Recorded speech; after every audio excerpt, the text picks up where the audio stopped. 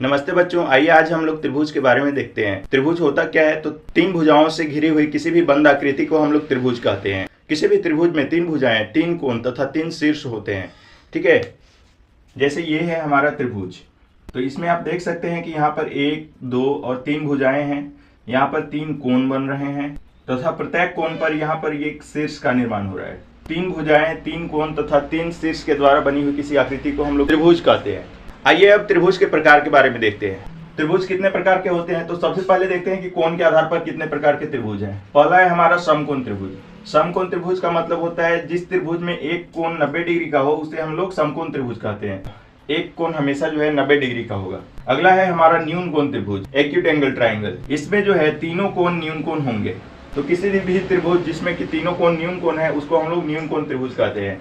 अगला है हमारा अधिक कोण त्रिभुज, ऑब्ट्यूस एंगल ट्राइंगल। अधिक कोण त्रिभुज में कम से कम एक कोण जो है वो अधिक कोण होगा हमारा, इसको हम लोग अधिक कोण त्रिभुज कहते हैं। तो कोण के आधार पर तीन प्रकार के त्रिभुज हो गए। समकोण त्रिभुज जिसमें एक कोण समकोण होता है, न्यून कोण त्रिभुज जिसके तीनों कोण न्यून कोण होते हैं। हमारा अधिक कोण त्रिभुज, अधिक कोण त्रिभुज में कम से कम एक कोण जो है वो हमारा अधिक कोण होगा।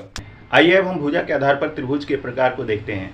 पहला है हमारा समबाहु त्रिभुज। समबाहु त्रिभुज में तीनों भुजाएं जो है आपस में बराबर होती है। समबाहु त्रिभुज की प्रत्येक भुजा आपस में बराबर होती है। ठीक है, ये हमारा हो गया समबाहु त्रिभुज। दूसरा है हमारा समद्विबाहु त्रिभुज। समद्विबाहु त्रिभुज में दो भुजा आपस में बराबर होती है, उसको हम लोग समद्विबाहु त्रिभुज कहते हैं।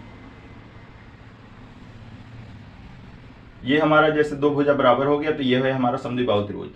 अगला है हमारा लास्ट विषमबाहु त्रिभुज। विषमबाहु त्रिभुज को इंग्लिश में बोलते हैं स्केलन ट्राइंगल। ठीक है, विषमबाहु त्रिभुज में कोई भी भुजा आपस में बराबर नहीं होती है। ठीक है, इसमें कोई भी भुजा आपस में बराबर नहीं होती है, उसे हम लोग विषमबाहु त्रिभुज कहते हैं। आशा करता हूँ आप लोग त्रिभुज के प्रकार के बारे में अच्छे से समझे होंगे। Thank you for watching. Please like, share and subscribe. Thank you.